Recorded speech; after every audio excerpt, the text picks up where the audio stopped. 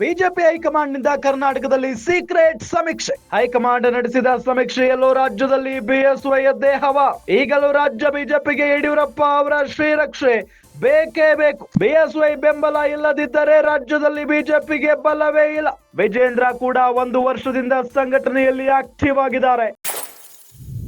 ರಾಜ್ಯದಲ್ಲಿ ಕಾಂಗ್ರೆಸ್ ವಿರುದ್ಧದ ಹೋರಾಟದಲ್ಲೂ strategy success ಆಗಿದೆ. ಯಡಿಯೂರಪ್ಪ ಹವಾ ಪ್ಲಸ್ ವಿಜೇಂದ್ರ ಸಂಘಟನಾ ಚಾಣಕ್ಯತನ ಎರಡನ್ನೂ ಲೆಕ್ಕಕ್ಕೆ ತೆಗೆದುಕೊಂಡಿದೆ ಬಿಜೆಪಿ ಹೈಕಮಾಂಡ್. ಬಿಜೆಪಿಯಲ್ಲಿ ಮಾತಾಡ್ತಾ ಇರೋರೆಲ್ಲ ಯಾರು ಖರ್ಚು ಮಾಡಲ್ಲ, ಪಕ್ಷವನ್ನ ಸಂಘಟಿಸೋ ತಾಕತ್ತು ಇಲ್ಲ, ಎಲ್ಲವನ್ನೂ ಗಮನಿಸಿರೋ ಹೈಕಮಾಂಡ್. ಲೋಕಸಭಾ ಚುನಾವಣೆಯಲ್ಲಿ ರಾಜ್ಯದಲ್ಲಿ ಬಿಜೆಪಿ ಉತ್ತಮ ಸಾಧನೆಯನ್ನ ಮಾಡಿದೆ. ರಾಜ್ಯದಲ್ಲಿ ಕಾಂಗ್ರೆಸ್ ಅಧಿಕಾರದಲ್ಲಿದ್ರೂ ಕೂಡ ಬಿಜೆಪಿಯ ಮೈತ್ರಿ ದಿಗ್ವಿಜಯವನ್ನ ಸಾಧಿಸಿರೋದು.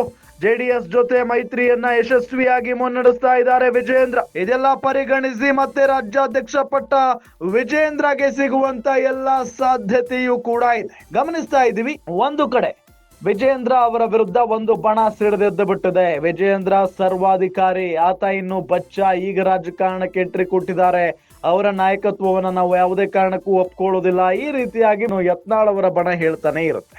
ಆದ್ರೆ ಹೈಕಮಾಂಡ್ ನಾಯಕರು ಎಲ್ಲ ಒಂದ್ ಕಡೆ ಪಕ್ಷದ ಹಿತದೃಷ್ಟಿಯಿಂದ ಒಂದು ಸಮೀಕ್ಷೆಯನ್ನ ಕೂಡ ನಡೆಸ್ತಾರೆ ಎಲ್ಲಾ ಕಡೆಯೂ ಕೂಡ. ಈಗ ಸೀಕ್ರೆಟ್ ಸಮೀಕ್ಷೆಯೂ ಕೂಡ ಆಗಿದೆ. ರಾಜ್ಯದಲ್ಲಿ ಬಿಜೆಪಿ ಪರವಾದಂತ ಅಲೆ ಯಾವ ರೀತಿಯಾಗಿದೆ ಮತ್ತು ಬಿಜೆಪಿಯನ್ನ ಯಾರಿಂದ ನೋಡ್ತಾ ಇದ್ದಾರೆ ಅಂತ ಹೇಳಿ. ಅಂದ್ರೆ ಬಿಜೆಪಿ ಅಂದ್ರೆ ಒಂದು ಕಾಲದಲ್ಲಿ ಯಡಿಯೂರಪ್ಪನವರು ಅಂತ ಇತ್ತು. ಅದೇ ರೀತಿಯಾಗಿ ಇವತ್ತು ಅವರು ಚುನಾವಣಾ ರಾಜಕೀಯದಿಂದ ಹೊರಗಡೆ ಇರಬಹುದು, ನಿವೃತ್ತಿಯನ್ನ ತೆಗೆದುಕೊಂಡಿರಬಹುದು, ಆದ್ರೆ ಇನ್ನೂ ಕೂಡ ಯಡಿಯೂರಪ್ಪನವರು ಹವಾ ಹಾಗೇ ಇದೆ.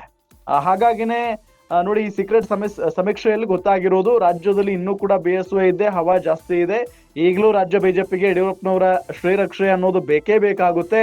ಬಿಎಸ್ವೈ ಬೆಂಬಲ ಇಲ್ಲದೆ ಹೋದ್ರೆ ರಾಜ್ಯದಲ್ಲಿ ಬಿಜೆಪಿಗೆ ಬಲಾನೇ ಇಲ್ಲ ಅನ್ನೋದು ಈ ಸೀಕ್ರೆಟ್ ಸಮೀಕ್ಷೆಯಲ್ಲಿ ಗೊತ್ತಾಗಿದೆ. ಇದರ ಜೊತೆಗೆ ವಿಜೇಂದ್ರ ಕೂಡ 1 ವರ್ಷದಿಂದ ಪಕ್ಷವನ್ನ ಸಂಘಟನೆ ಮಾಡೋ ಕೆಲಸದಲ್ಲಿ ಬಹಳ ಆಕ್ಟಿವ್ ಆಗಿ ನಿರತರಾಗಿದ್ದಾರೆ. ಇನ್ನು ರಾಜ್ಯದಲ್ಲಿ ಕಾಂಗ್ರೆಸ್ ವಿರುದ್ಧದ ಹೋರಾಟದಲ್ಲೂ ಕೂಡ ಸ್ಟ್ರಾಟರ್ಜಿ ಸಕ್ಸಸ್ ಆಗಿದೆ. ಯಡಿಯೂರಪ್ಪ ಹವಾ ಪ್ಲಸ್ ವಿಜೇಂದ್ರ ಸಂಘಟನಾ ಚಾಣಕ್ಯತನ ಜೋರಾಗಿದೆ.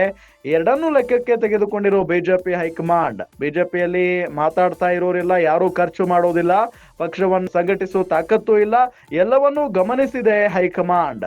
ಲೋಕಸಭಾ ಚುನಾವಣೆಯಲ್ಲಿ ರಾಜ್ಯದಲ್ಲಿ ಬಿಜೆಪಿ ಉತ್ತಮ ಸಾಧನೆ ಮಾಡಿರೋದು.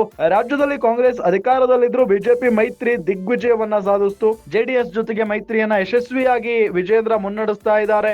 ಇದೆಲ್ಲ ಪರಿಗಣಿಸಿ ಮತ್ತೆ ರಾಜ್ಯಾಧ್ಯಕ್ಷ ಪಟ್ಟ ವಿಜೇಂದ್ರಗೆ ನೀಡಲಾಗುತ್ತೆ ಅಂತ ಹೇಳಲಾಗ್ತಾ ಇದೆ.